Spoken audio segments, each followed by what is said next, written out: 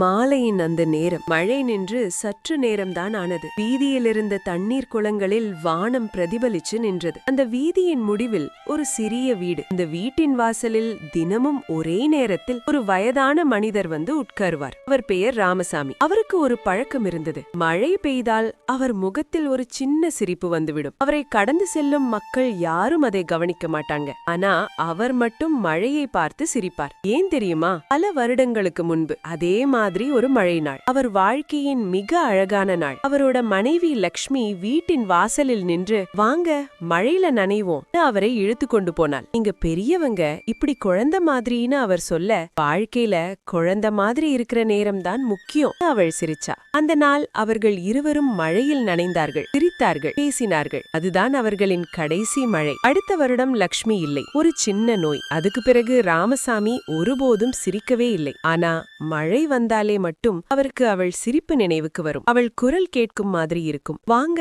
மழையில நனைவோம்னு. அவர் மெதுவா கையை நீட்டி மழை துளிகளை தொட்டு பார்ப்பார். அது அவளின் கையை பிடிப்பது மாதிரி இருக்கும். ஒரு நாள் அந்த வீதியில் ஒரு சிறிய பையன் அவரை பார்த்து கேட்டான், தாத்தா, நீங்க ஏன் மழை வந்தா மட்டும் சிரிக்கிறீங்க? ராமசாமி சிரித்தார். மழைனா என் வாழ்க்கை திரும்ப வருதுப்பா. அந்த பையன் புரியாமல் போயிட்டான். ஆனா அந்த நாளிலிருந்து மழை வந்தாலே அந்த பையனும் சிரிக்க ஆரம்பிச்சான். சில நினைவுகள் நம்மோட வாழ்க்கையை விட்டு போகாது. அது நம்மோட உயிரோடவே இருக்கும். மழை போல வரும், நனைக்கும், போகும். ஆனா அதன் மனம் மட்டும் நெஞ்சில நிலைத்திருக்கும். நினைச்சு பாரு, உனக்கு இப்படி சிரிக்க வைக்கும் ஒரு மழை நினைவு இருக்கா? கதை பிடிச்சிருந்தா லைக் அண்ட் சப்ஸ்கிரைப் பண்ணிருங்க.